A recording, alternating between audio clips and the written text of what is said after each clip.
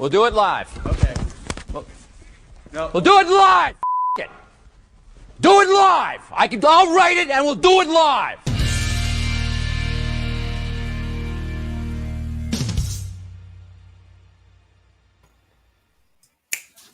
Hey, hey! All right, it is Thursday, February 15th.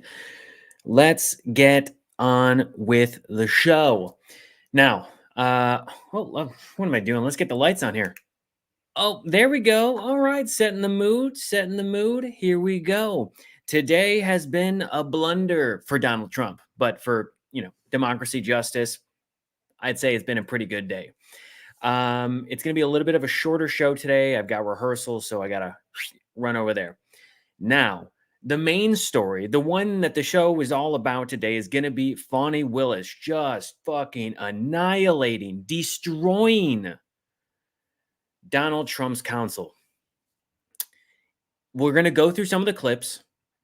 We're going to watch some of the things that she said and the way that she just basically single-handedly destroyed any of these conspiracies that the right-wing people had. She went through the receipts. She basically, more or less did the opposite. You've got Marjorie Taylor Greene, who would say things like, I do not recall. I don't recall. I don't remember. You've got Donald Trump, who says, I don't remember. I plead the fifth, so on and so forth. Fani Willis shows up and she's like, I'm ready.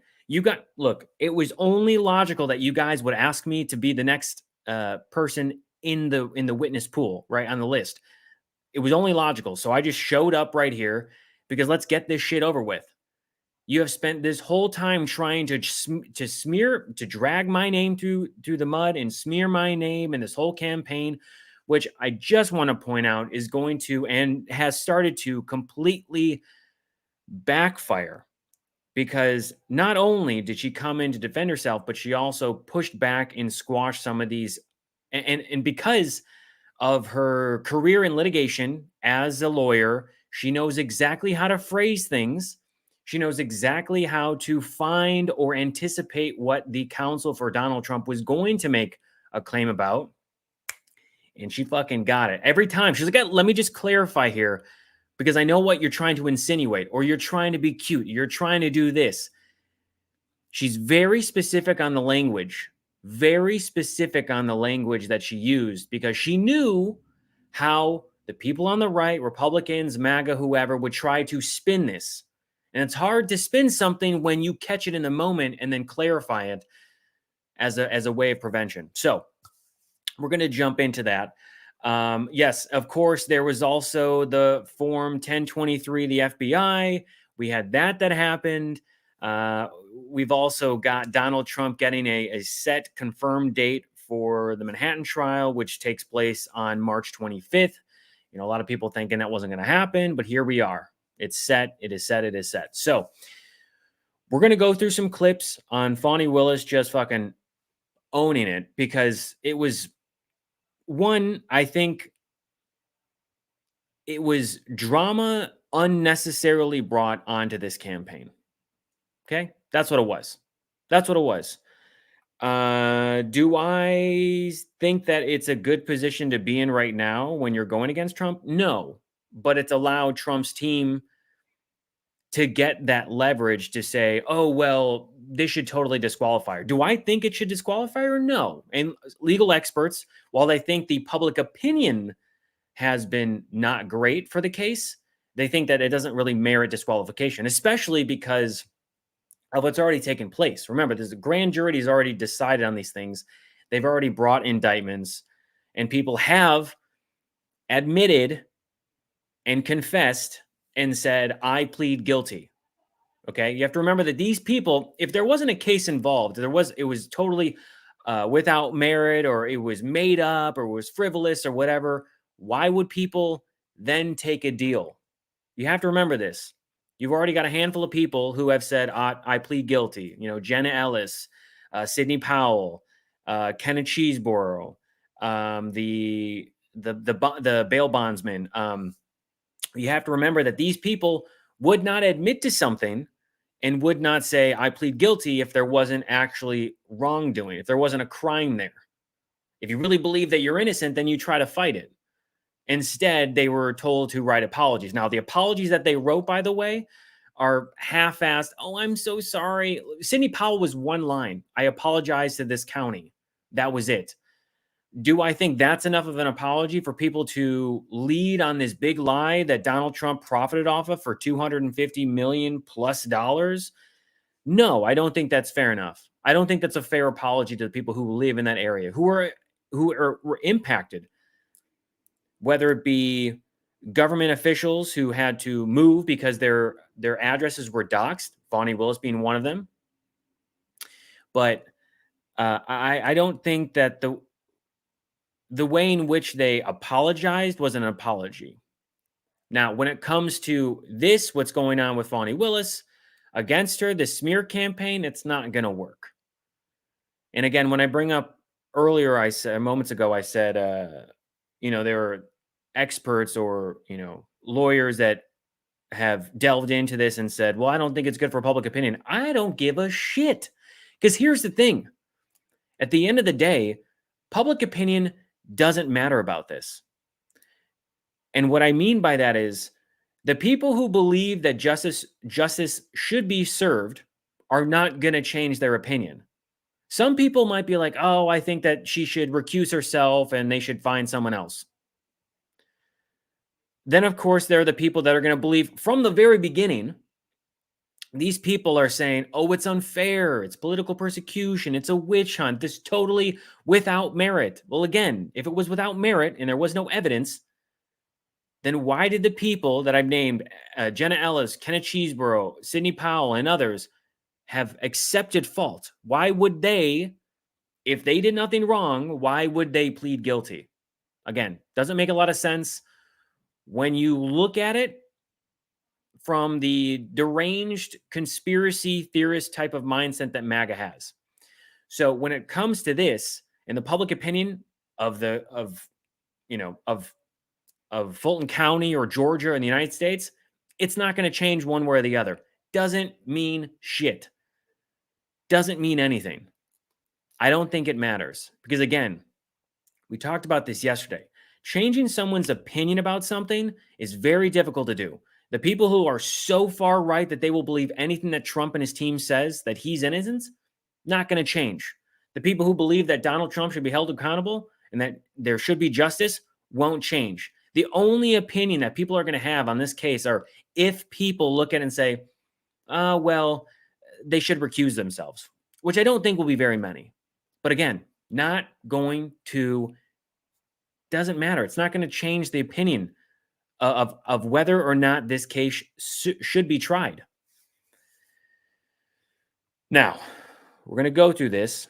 We're going to go through some clips. Again, probably will be on for another 25 minutes or so as we roll through this. I have to leave a little bit early for rehearsal, but we're going to go through and I'm going to explain some of the stuff, especially with the money stuff. And I'm going to explain it from my own personal anecdotal experience.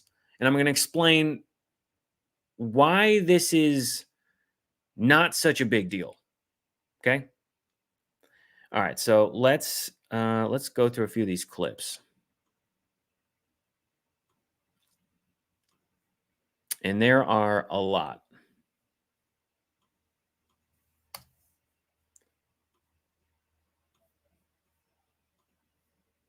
All right. So here we go. Oh, sorry. Sorry about that. There we go. Okay. So this is what we have when it comes to what happened today, right? So this is Fani Willis showing up in court. And then suddenly he's changing it. She files her financial declarations, same problems. We need her in here to go over all of this and to explain exactly what happened. So we would ask the court that the court allow Ms. Willis to be called and interrogated on these matters. And I will, to Your Honor. So she'll explain later, but basically she was like kind of going through her office. She was kind of pacing, being like, well, I know I'm going to be called for this. I might as well just show up. And this is the big difference between Donald Trump and Fani Willis. Fani Willis will come down and be like, you want to talk to me? Let's fucking talk. Let's do it on the record. Donald Trump, as we've seen, will run away every single time. And the only time that we've seen him on the witness stand was recently during the follow-up defamation case with E. Jean Carroll, where he then went on for less than 3 minutes, which, as we all know, Donald Trump can't last in more than 30 seconds. But in this particular case, he was up there for less than 3 minutes and tried to bring up things that had already been established during that case. So it was totally irrelevant in what he was trying to do. Now, with this next one that happens in Manhattan, we'll see if he pleads the fifth or, what have you.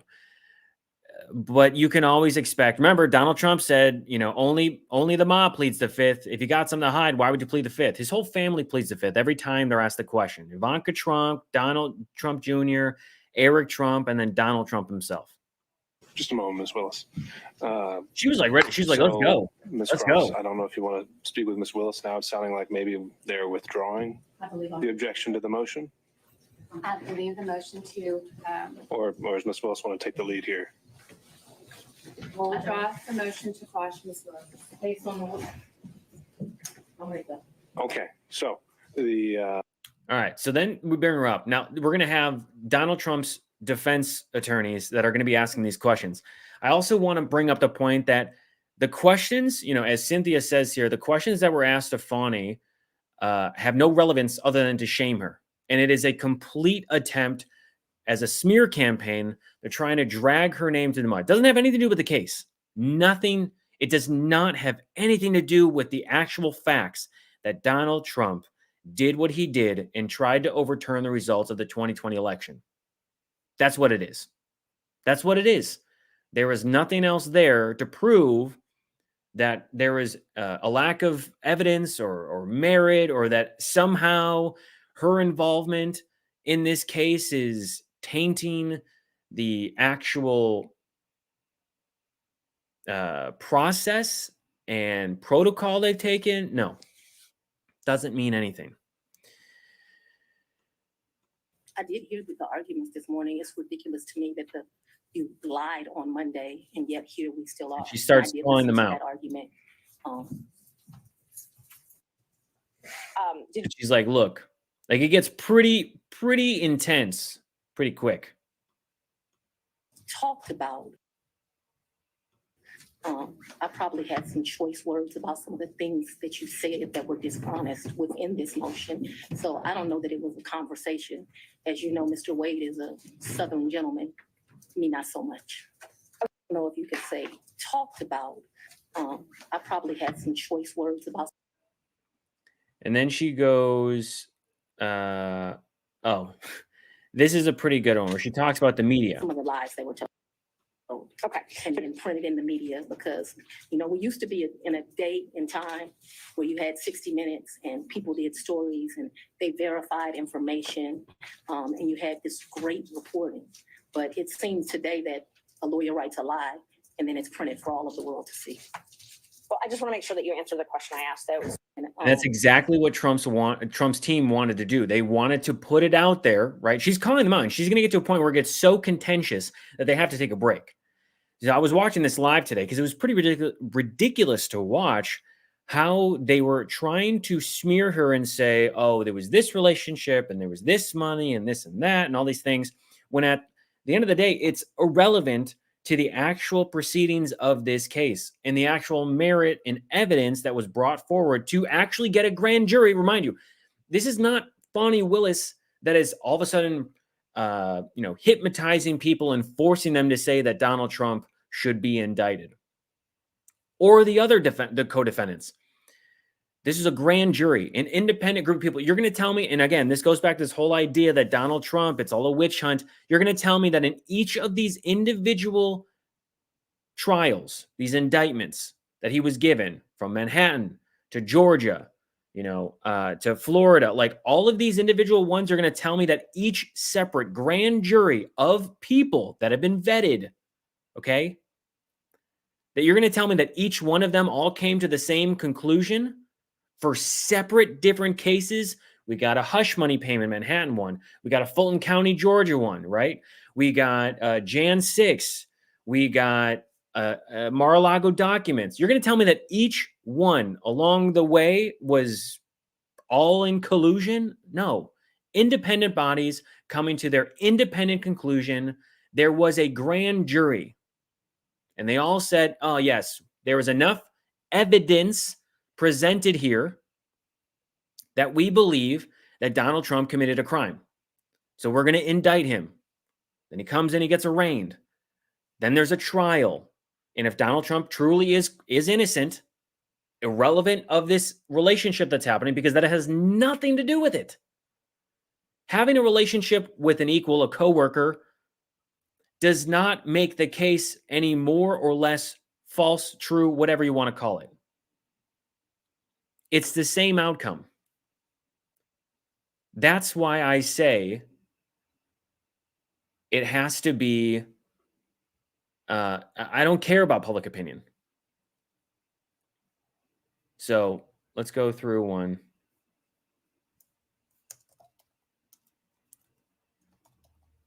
Let me find a clip here.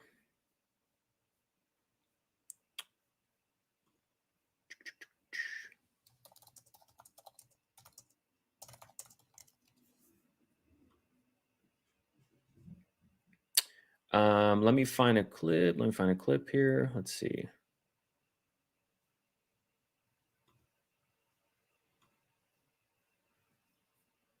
Give me a call, and he walked to the parking lot. So after that, you started dating shortly thereafter, correct? A lie. That's one of your lies. Okay. Give me a call, and he walked to the parking lot.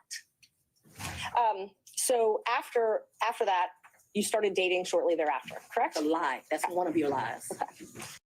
Give me a call, and he walked to the parking lot. So after that, you started dating shortly thereafter, correct? A lie.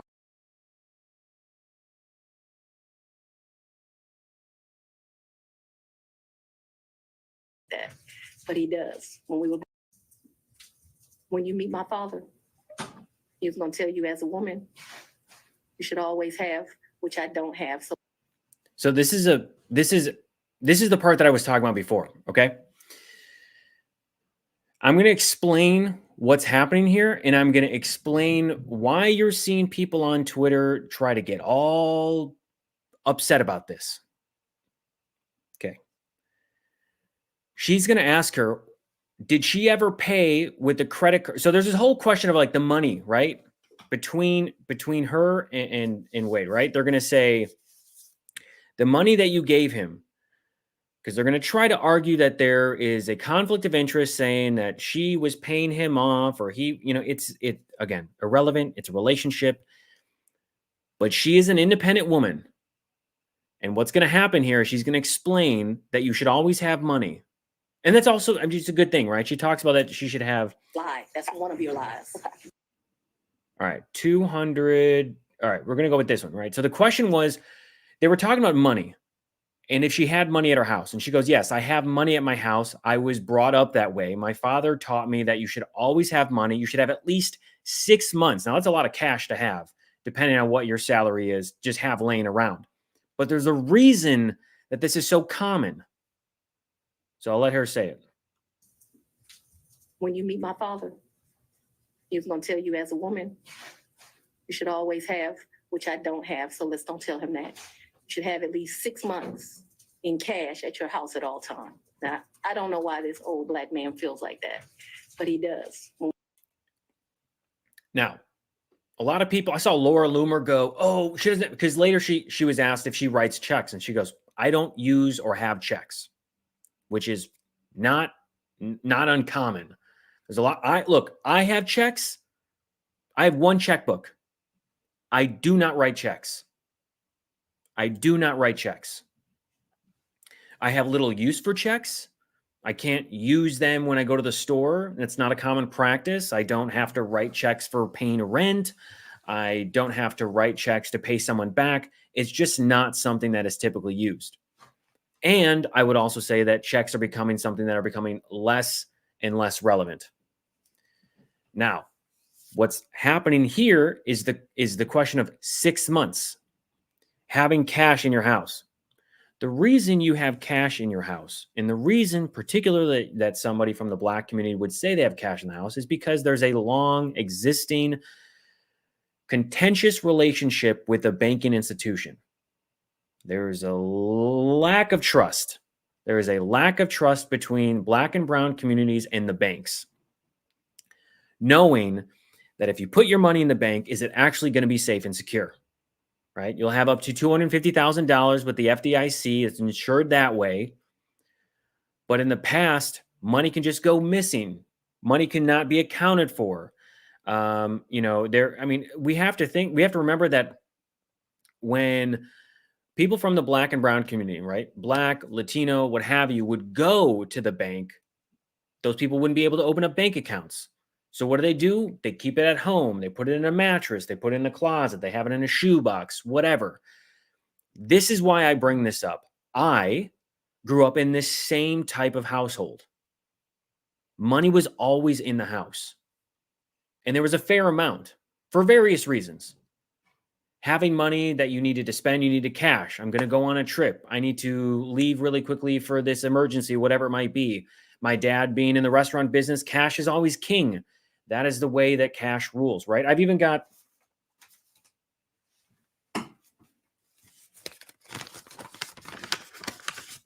cash here in an envelope on my desk. I think it's close to $200.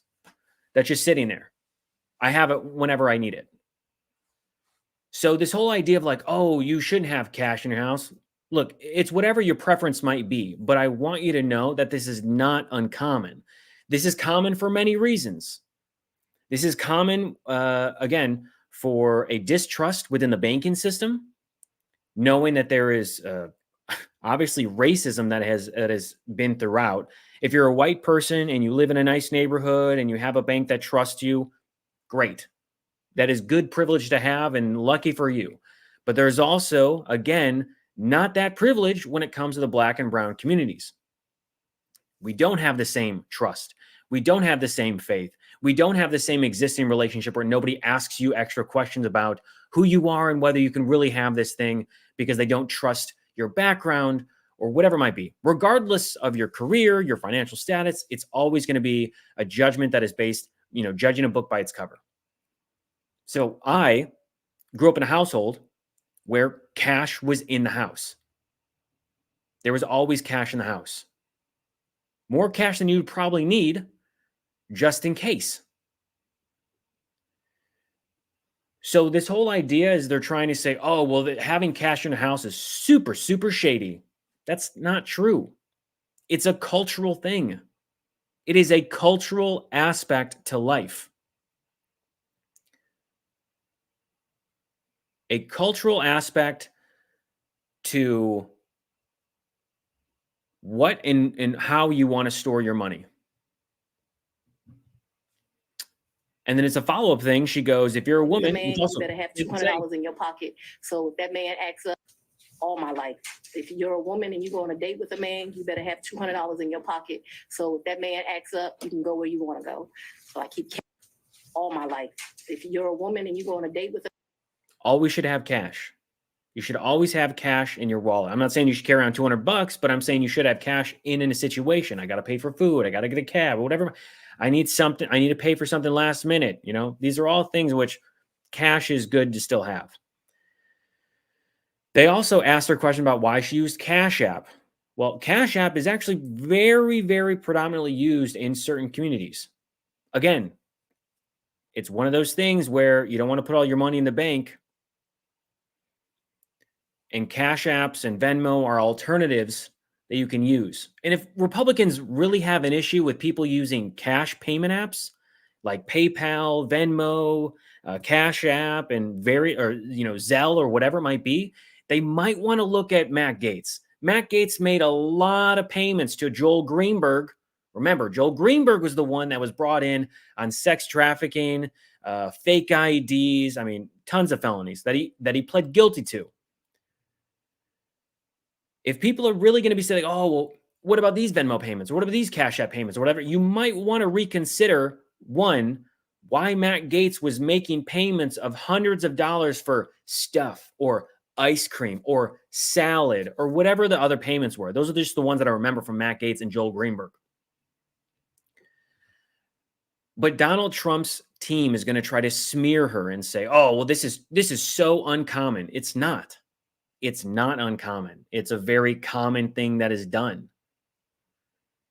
Even younger generations are using, not only using Cash Apps, but also ones that don't feel like they trust the bank, right? I mean, coming from someone who was in school during the 2008, collapse of the financial system, it was one too where you're like, is any of my money safe? Is any of the money that I have going to be safe, knowing that big banks and other institutions are going to be safe, but my money's not? Because remember, you're only insured up to $250,000. I'm not saying I had that much money as a college student at the time, but it does come into question of like, who is the priority here and how much money is left over to actually give back to the people that had money. And that's another reason. Again, that's another reason why people have total distrust. They feel like if it's not in the bank and it's in my house, I know exactly where it is and I have access to it and I'm safe. So she goes through this whole thing going back and forth and back and forth. And, it gets, again, pretty contentious, but this is the one line that really matters. And a point that needs to be emphasized again and again and again. Records for flights that you may have taken when Mr. Wade. And well, no, look, I object to you getting records. You've been intrusive. They were asking, can we have records, your bank records? Can we have access? To which, no, why would you need that? There is no reason, again, there's no reason that the relationship between two people, two consenting adults, which is the opposite of what Donald Trump has. And also the fact, let's just bring up the fact that $88.3 million in defamation damages charges against Donald Trump is what he owes E. Jean Carroll for raping her. And yes, it was rape. Look it up. It's rape. And that doesn't even count the other 26 women that have come forward against Donald Trump years ago. There's smoke, there's fire. Donald Trump has the behavior of sexually assaulting and abusing women. That's there. And now it's on the record that he raped E. Jean Carroll. $5 million was the damages beforehand. Then he continued to defame her. And then it was $83.3 million for a total of $88.3 million in damages that he owes E. Jean Carroll. Precedent has been set up. It's been established. And now he has to owe money. Now, when you look at the situation at hand, two consenting adults that no longer have a relationship together, completely irrelevant to the decision that was made by a grand jury. Then you have Donald Trump, who sexually assaulted and abused women, but also has been found guilty and liable of raping E. Jean Carroll, a woman. When you look at and compare these two situations, you have to understand the unfair treatment that's happening here. We're going to go after a black woman and a black man who are in a relationship. A grand jury found Donald Trump to be guilty in the sense of there were enough charges, let's say. There was enough evidence to come forward and say, here's an indictment. Then you have Donald Trump, who has been found guilty of sexually assaulting, raping E. Jean Carroll. And that's the nominee that the Republican Party wants. They go, no, it's totally unfair that they had a consensual relationship. It doesn't change the outcome of the decision that was made by a grand jury. They didn't force anyone to come to that decision. They just presented the evidence as it was. Documents, emails, text messages, correspondence, witnesses. Look, it doesn't, when you look at the two, you understand that there is going to be a two-tier justice system in the way that it is perceived and the way that they are treated. Okay? Unfair to one group, but Donald Trump totally innocent, doesn't deserve this. So the fact of what she's bringing up here is reminding them. Trying to steal an election in 2020. I'm not intrusive into people's personal lives. You're confused. You think I'm on trial. These people are on trial for trying to steal an election in 2020. I'm not on trial, no matter how hard you try to put me on trial. Boom. Exactly. She's not on trial. They're on. Her client is on trial, and every other co-defendant that was involved. They are on trial. Doesn't take away from the fact of what they did. Donald Trump tried to overturn the election results in the state of Georgia. Her having a relationship that is no longer existing right now, other than two friends that have grown closer, and they both admitted this. Two people who have actually grown closer because of the attacks. She was doxxed. She had to move. She felt unsafe. These are the people, MAGA, Trump supporters, they talk about law and order and just comply and the justice system and this and that. You have to understand that these people also go out against civil servants and they threaten their lives by posting their information online. And then Donald Trump, of course, goes on to Truth Social, retruths it for his followers to feed. So they call her, they contact her, they send stuff to her home. She has to leave. I mean, like, she has a security team because of Trump supporters, which again, completely unfair in terms of how they are handling and treating someone who they say should be respected and followed because it's the justice system. It's law and order. But that's only law and order when you are in favor of Trump, not going against Donald Trump. Remember, anyone that goes against Donald Trump is an enemy, and anything that happens to the enemy is fair game. These are the people that you find on Twitter, despite what Elon Musk will say. Will go on there and will threaten their lives. They'll be anti-Semitic. They'll be racist. They'll be bigoted. They'll make all sorts of claims that they will be in a violation of, you had people of just, one, human decency, but also, breaking the law in ways. Because remember, doxing is illegal. Revealing someone's private information online, illegal. They did it to Letitia James. They found some loan paperwork from, I forget when it was, but they revealed that her address was. They posted online. They put it on Twitter. They put it on Truth Social. Same thing with Fani Willis. The idea, and also Roger Berry brings up a good point. I mean, Jesus Christ. I brought this up in my episode yesterday about the Super Bowl, right? You had Matt Gaetz and Megyn Kelly and all these other people like, oh my God, how dare we have the Black national anthem? Oh my God, it's so disrespectful. It's like a middle finger.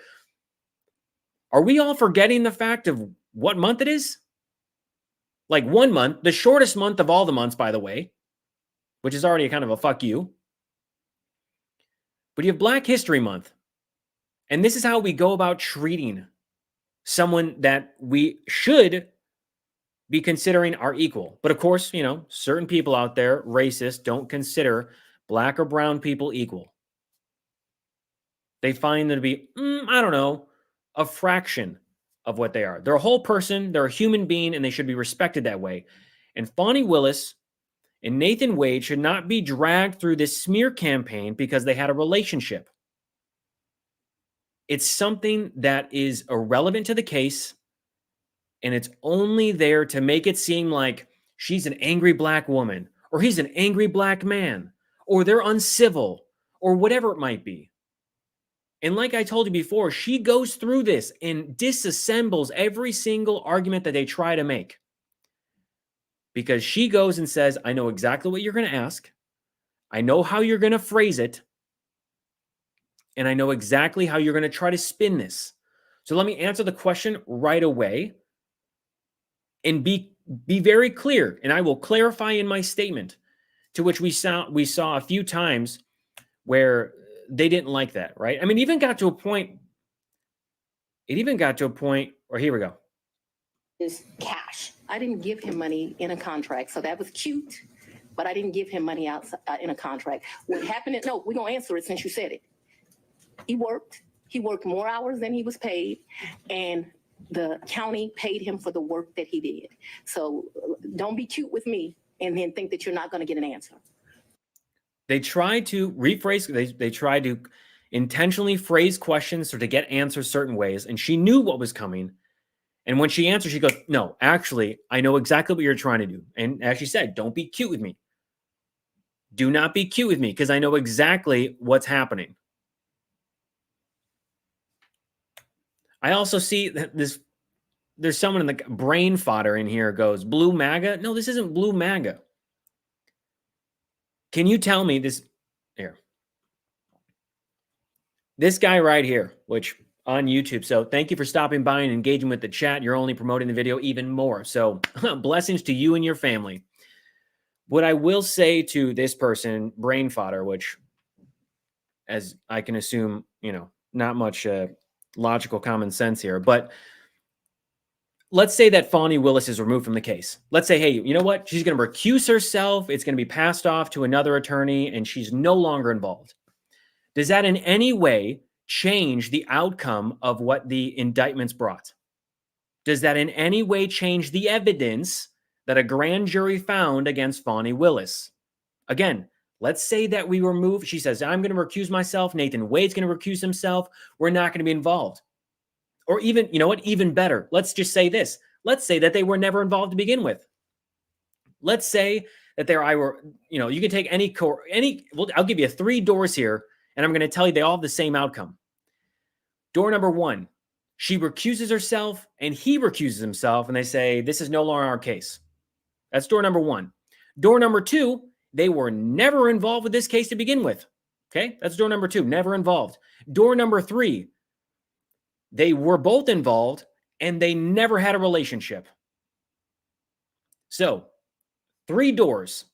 Does it change any of the outcomes of a grand jury? Does it change any of the outcomes of evidence being available and said, yep, you know what? There's enough here to say that he did do the crime that you are alleging.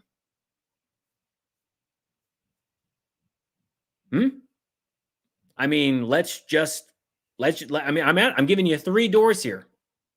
3 outcomes, 3 possibilities, 3, alternative universes here. They either recused themselves, they were never in a relationship to begin with, or they were never involved in the case to begin with. It doesn't take away from the fact it was fucking RICO. Racketeering. It doesn't take away any of the evidence, and it doesn't take away any of the conclusions that the grand jury brought. So, brain fodder, I'm waiting for your answer so patiently right here. I want you to answer the question. And I'll even make it easier. Let's say that Fani Willis, we'll pick one of the doors. Let's say that Fani Willis and Nathan Wade were never involved with this. Never involved with this. Okay? What happens? What happens? Nothing changes. Nothing changes because somebody who brings forward the facts and brings forward evidence, you're going to say that it doesn't change. It does not change the outcome. Exactly like Jay says, the trial continues. So again, when I said earlier, I said public opinion doesn't matter because it doesn't matter. It doesn't matter at all. Because what's going to happen? What's going to happen is the people on the right. Oh, brain fodder is cool. Jim says brain fodder is cool. Okay, well, the way that I read that message was that it was saying that she is corrupt. I'm pretty sure I saw a thing that said she is corrupt. But regardless, it doesn't matter. The point of this is, and if brain fodder is cool, awesome. And I misread a chat here, but it doesn't change the question that was asked. for anyone who tries to argue against this situation. If you were given 3 possibilities, and even if you said, you know what, she was never involved to begin with, that doesn't change the fact that a grand jury came forward and said, this is the conclusion that we have. The trial still continues. They still go forward and they present their case. And again, if Donald Trump is completely innocent, like he claims to be, then he's got nothing to worry about. He's got nothing to worry about. But if Donald Trump does have something to worry about, and he did try to use his position to alter the outcomes of the election in Georgia to benefit himself so that he would get the votes or the counts so that he could actually win that state, you have to ask themselves, or you have to ask yourself, like, what's going to change? The conclusion was brought by the grand jury, and that's all that needs to be said. There's no other way to change that. Again, even if they were involved or not involved, it doesn't change the outcome. And if Donald Trump is really innocent, then he'll prove his innocence. He has the ability to prove himself to be innocent in the court of law. If he's innocent in Manhattan, he can prove himself to be innocent, which, by the way, he said today was not a crime. So does that mean that Michael Cohen is not guilty of the crime for the hush money payment? Because then that brings that all into play. You know, if Donald Trump is innocent in the Mar-a-Lago documents or in the Jan 6 trying to overtake the results of the 2020 election, if he's innocent, he can make his case. But he doesn't have to go in and try to get it tossed out, try to, intimidate witnesses or try to release the names, under Judge Cannon. These are things the same way in which Donald Trump was trying to intimidate certain witnesses like Cassidy Hutchinson during the Jan 6 committee hearings. That is exactly what he does, and that is exactly what he did and what he will do. And just like I said before, when you've got MAGA and the Trump supporters, they will do anything they can to harm, intimidate, injure, kill. Like, these people don't care. They all serve one guy, and it's their cult daddy, Donald Trump. They do not want to accept the reality that Donald Trump is guilty of one or multiple crimes that are up against him. Because again, if they prove to be true and it actually is him committing some crime or he lied or whatever, that completely destroys their whole mindset that the election was rigged and Donald Trump is president and everyone else is lying and the FBI is out to get them and they want to defund the FBI, but they want to use the FBI for this, which is funny because they'll believe an FBI Form 1023, but then find out today that the person that provided, this informant saying that Joe Biden took $5 million from Burisma, what do we find out? Looks like they lied. James Comer, Jim Jordan, and the rest of those idiots all pressing on the idea that the FBI was behind this, or that there was this whistleblower and this informant that was proving that Joe Biden actually took money and was peddling influence for financial gain. And then we find out that it's not actually real. It's not actually true. So if they want to take it up, they can take it up with the DOJ. The same DOJ that assigned the special counsel, her, to Joe Biden's case. So it's like, pick a thing, man. They either believe the DOJ and the FBI, or they don't believe the DOJ and the FBI. You can't have it both ways. You got to pick one or the other. And that's how Donald Trump and his followers work. They believe the one that helps their cult daddy, Donald Trump, their orange messiah, the one they literally made a gold statue for, a golden idol, which goes against the 10 Commandments in the following of Christ and God. The burning bush talked to Moses, which was God. He went to the mountaintop, had 10 commandments. He said, as they were idolizing a golden calf, and that calf obviously being Donald Trump nowadays, but CPAC 2021, these are these people. I mean, it's so crazy when you're trying to keep track of it all. And so this is another moment where they thought they were going to prove that Donald Trump was going to be innocent, that somehow going against Fani Willis and Nathan Wade was going to help their case. But what ended up happening? It proves that you do not go against a strong, independent woman. Fani Willis is a great example. She went toe to toe. It got fucking heated today. There's a ton of clips. If you haven't watched it, I recommend you watch it. But also, there's a ton of clips that Asen on Twitter goes through because he's cutting these clips from the news. But I just want to bring up, this also might be one of the funniest things here, is this whole idea of like the relationship and the money and what it was, and please define it, right? Define the relationship. What is it? They're all using personal relationship, romantic relationship. You're getting very specifics in the semantics of things. And this was a moment where she was like, well, one is, I want to say, don't yell at me. Me too. Did any of your children stay at your house? And you don't have to yell at me. I'm able to understand. So I would ask you to not yell at me. Which is great, because anyone in this situation, like, who knows how they would normally respond to that type of pressure? Somebody saying, do or say this thing. And then she'd be like, look, I'm the fucking DA. I have experience. I have years of a career behind me. And I'm also a seasoned litigator in a private practice and also public. And you better step the fuck up right now, or step the fuck off, because your attitude is not welcome. So then they go into defining the relationship. Things that one might call romantic. No, I'm not talking about, I'm saying romantic relationship doesn't necessarily have to be just sex. Well, It can be dating, it can be holding hands, it can be any of those things that one might call. Holding hands? I can tell you this guy, he romances so good, guys. He is in a loving relationship where he believes that holding hands is a relationship. What are we, fucking grade school?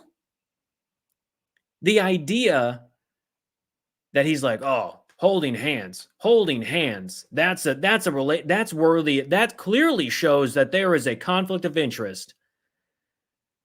But she calls it out. And so did Nathan Wade. They both knew exactly what they were asking. They wanted to know, are you asking me right now if we fucked?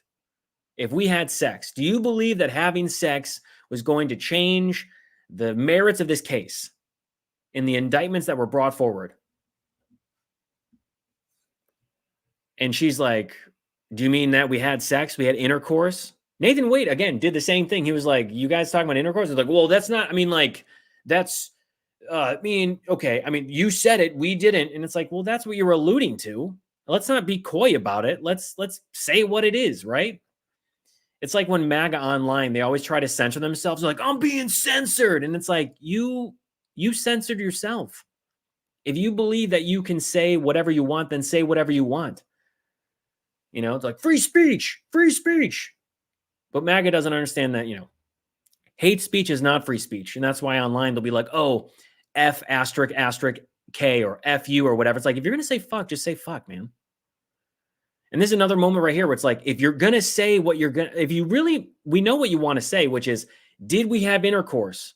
And we're going to try to use intercourse as a way to show that there's a conflict of interest. It doesn't matter. It's irrelevant. They're not in a relationship. They were two consenting adults, and it did not change the outcome of the grand jury indictment. It's like these people got a lesson in how certain people look at relationships, but also how they look at their financial situation. Like, again, this was all an attempt to say, well, you're not, because what they're trying to do here, and I got to wrap up, but what they tried to do today is they tried to make themselves seem, and this was Miss Merchant and this other guy from their law firm. They tried to make Fani Willis and Nathan Wade look like two uncivilized people.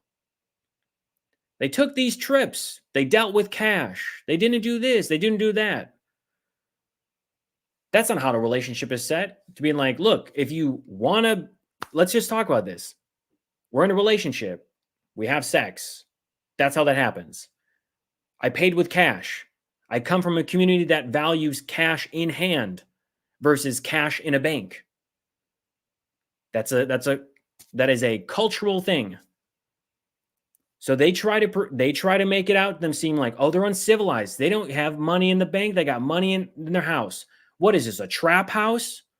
I saw that trending today. Laura Loomer was trying to make it seem like they were living in some sort of, hood rich type shit. I saw people online that were saying 304, which if you flip it upside down, you'll realize what that stands for. Ho. A lot of people were trying to slut shame, or they were trying to body shame, or they were trying to make it seem like they were uncivilized people. That is how they treat it. Again, irrelevant. Ad hominem attacks. Doesn't take away from the merits of this case. Doesn't take away from the evidence that has been brought forward for a grand jury. It's just so fucking dumb.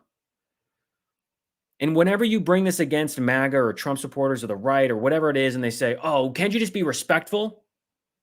That's unbecoming. That's not nice. I mean, I saw things today of how they were going against Obama for quotes of basically there's a book that's coming out, and Obama's saying that Donald Trump is a fucking racist. And he said some other choice words for him, just like Joe Biden said the same thing. And it came out and people were like, yeah, where's the lie though? But it's funny to see Republicans try to smear someone else and say that they're of some moral superiority. We never swear. We never threaten. We never have violence. We never do that. Are you kidding me? Look at the Republican Party. You literally stormed the Capitol, smeared your own shit on the walls because you had a tantrum that your guy lost. And you were unwilling to accept the reality of the situation. And there are still people to this day, 3.5 years later, who are unwilling to accept that Donald Trump lost. Or 3 years later, who are looking at Jan 6 and saying, that was a peaceful protest. These are people in the police force or other people in the military that MAGA supports that, abuse and hit their partners, their wives. They commit crimes. They riot. They loot. That's human beings. That's not just one particular community. White people aren't so safe and pristine and clean. Doesn't matter. You have people from every single community that are going to do some wrong. You have bad actors who are going to do something wrong. It's not just all black people or Latinos or Mexicans or brown people. No. Look at the fucking Boogaloo Boys. They're the ones that set fires in Minneapolis that caused one of the first property damages was the AutoZone. They set fire to the Minneapolis police station. White supremacists. I don't see anything brown supremacists. It's white supremacists. You have people who are,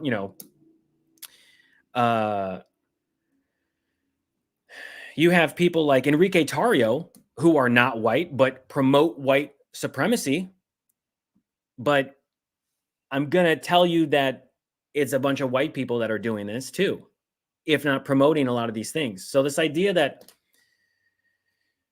MAGA or Republicans are so civilized and they try to paint this image of Fani Willis and Nathan Wade as uncivilized or as thugs or whatever. No, it's not going to happen. And here's the other part that really matters is I got to see if I can find this.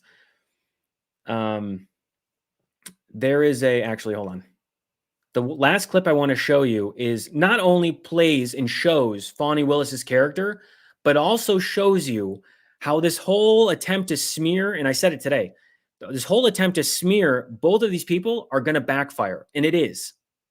So not only one, did she say she's never been to the White House, which was one thing, but there's another part where she talks about how, she can be independent and the only person, she doesn't need a man to pay for her things. She doesn't need a man to exist in this world. She can do it on her own.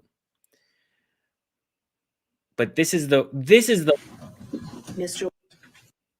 that I believe it's this one. This, I believe, shows her true character.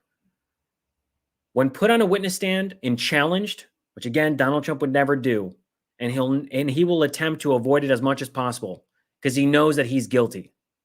And if he's not guilty and he's innocent, then go on the witness stand. Tell your story. Tell your truth. Very limited contact because Mr. Wade had a form of cancer that makes your allegations somewhat ridiculous.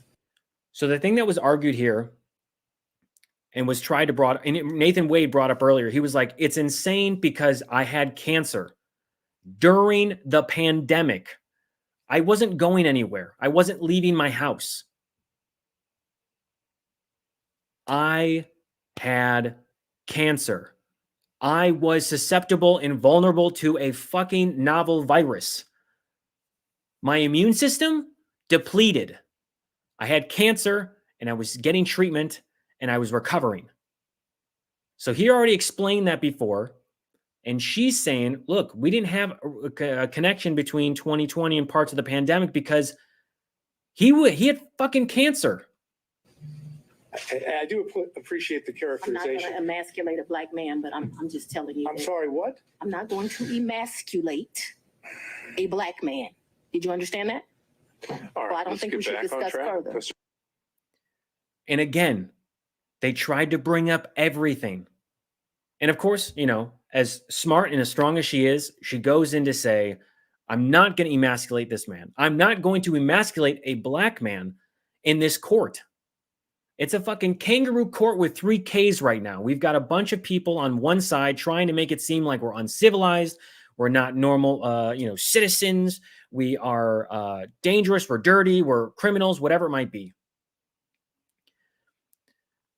And in this moment, she defends him and says, he had cancer and it's not my place.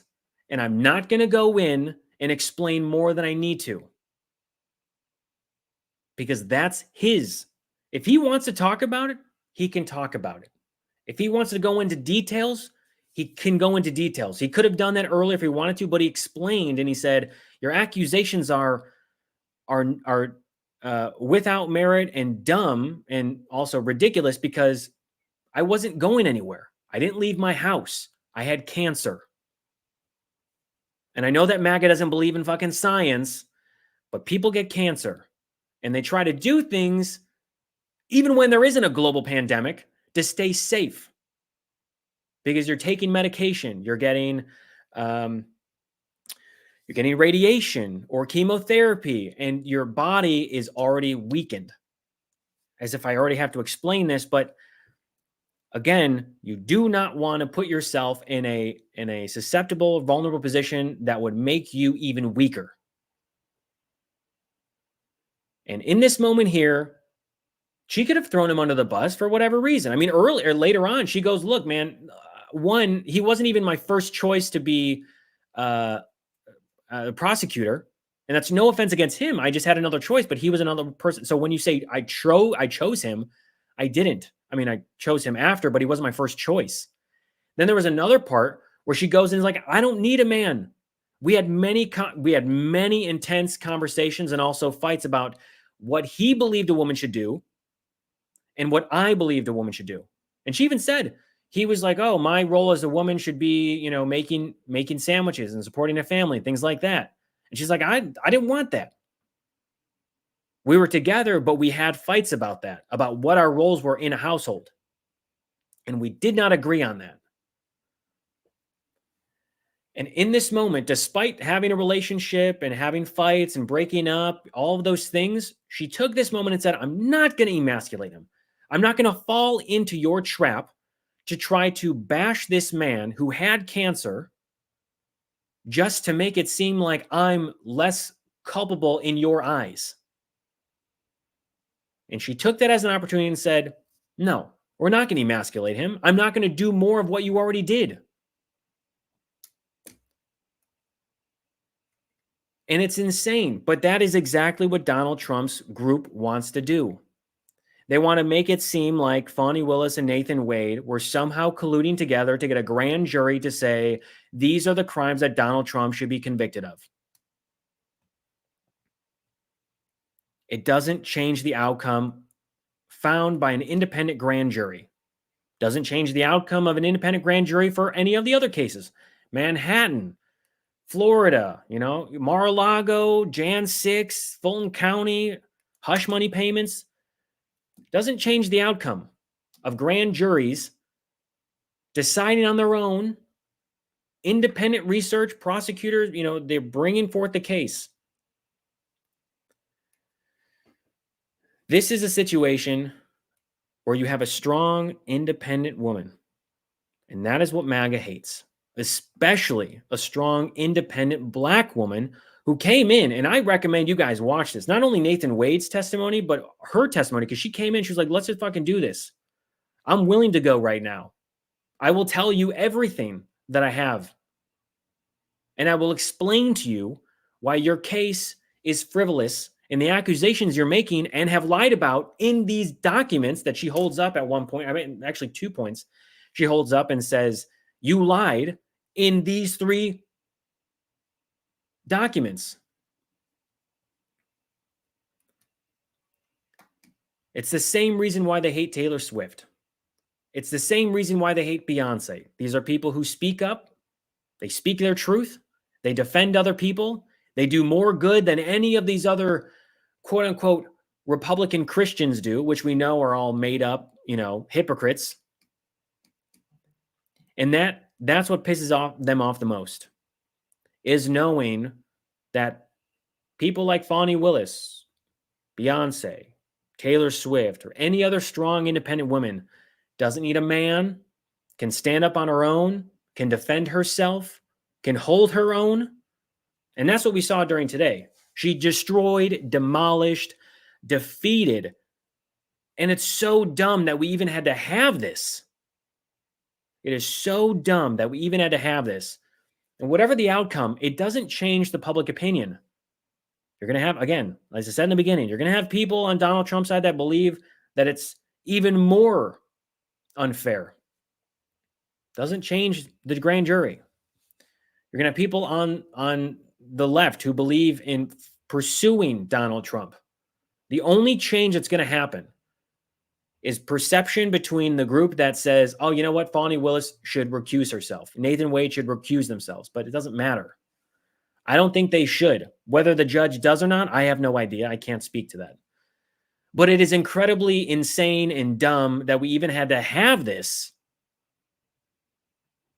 as if a relationship between 2 consenting adults, the opposite of what Donald Trump does, but 2 consenting adults would somehow bring a different outcome to a grand jury, would somehow bring a different outcome to the evidence that was brought forward.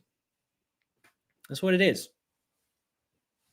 And so that's the whole thing. They're trying to smear this campaign and say, oh, we want to get it tossed out.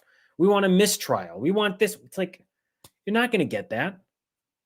You're not going to get that. Good luck. But the trials have started. We got Manhattan happening on March 25th. We've got the FBI informant, turns out against Joe Biden, was lying. There wasn't $5 million given to Joe Biden from Burisma. Every step of the way, there's a common thread, and it's all lies from the Republican Party trying to smear Joe Biden and Hunter Biden, trying to smear Fani Willis and Nathan Wade, trying to smear anyone else that might stand in solitude or stand with justice in democracy. God forbid we make it equal for everyone. Republican Party, the antithesis of democracy is the Republican Party. Anyway, so what I can tell you right now is I recommend you go either watch the whole deposition. It is certainly entertaining, and Fani Willis ain't having any of it. But going through and identifying each point where she breaks it down so much that I can't go into, But she goes through and explains each of these accusations they make and each of the ways in which they're debunked. Because again, the common through line is lies. Lies, lies, lies. James Comer, Jim Jordan, Donald Trump, Donald Trump's legal team, Alina Habba, Judge Cannon. It's all lies. There's always a through line. If you follow the fucking red string, the signal through the noise is that there are lies told by the Republican Party. And that's not just because I'm a Democrat, but it's just based on evidence. It's based on a grand jury. It's based on what's been brought forward. If they can prove at any point that Donald Trump was innocent, guess what? He can do that in the court of law. If they really believe in law and order, then he can do that in the court of law with his attorneys. But it doesn't play well when you have people in this specific case that have come forward and said, I plead guilty. Then if nothing was done, then why are you pleading guilty? Why did Jenna Ellis? Why did Kenneth Chesebro? Why did Sidney Powell? If there's nothing there, then why did they plead guilty? Because they're fucking guilty. They did wrong. They admitted to it. That means that there is fucking merit in evidence that was brought forward for a grand jury to say, yes, this is something we should follow through with. And the relationship between two consenting adults is irrelevant. Irrelevant. Anyway. All right. Tomorrow we'll see you on for Bonehead of the Week. Obviously, Tony has found himself in YouTube jail. I don't know what he said or what he did, but I think it was on a post he said he got himself in YouTube jail. I have no idea. I think someone said it was like some triggered Republicans on a post. I haven't seen it. I don't know, but I'm sure Tony will tell me more about it tomorrow. So for Bonehead of the Week, I think we're only going to be streaming to Twitter and to Twitch as well, because YouTube is on a cut down. So make sure to look out for the poll. Make sure to like and subscribe here on YouTube. Thank you, everyone, for coming by today. There is going to be so much more on this, I'm sure. If you're on Twitch, or you have a Twitch and you don't know I'm on Twitch, check me out on Twitch. If you're following Tony on Twitch, make sure to follow me, twitch.tv/IamGabeSanchez. We also have a Discord, too, if you want to go in and chat. Outside of the show, we have a real-time chat. We have other channels, other conversations we have. And, of course, I want to thank our wonderful moderators. They do such a great job behind the scenes to make sure that everything streams, no pun intended, beautifully. So if you want to support the show, you can follow me on all of those places. But also, if you want to say, hey, Gabe, here's a few bucks. You're doing a great job. You want extra content, early access. You want merch, perks, other things like that. Make sure to check me out at patreon.com/IamGabeSanchez. If you didn't know I had a Patreon, I've got a Patreon. Of course, you can always do it here on YouTube if it makes it easier. You can go to youtube.com/IamGabeSanchez/join. There's a join button underneath the video. Or if you prefer like PayPal, ko-fi.com/IamGabeSanchez. So I want to thank everyone for coming to today's show. I will be on back tomorrow for Bonehead of the Week, my lovely baby of a show. I always love to mock Republicans. That is where you'll find me tomorrow, Friday, Bonehead of the Week. The poll should be coming out soon. Until then, I'll see you later.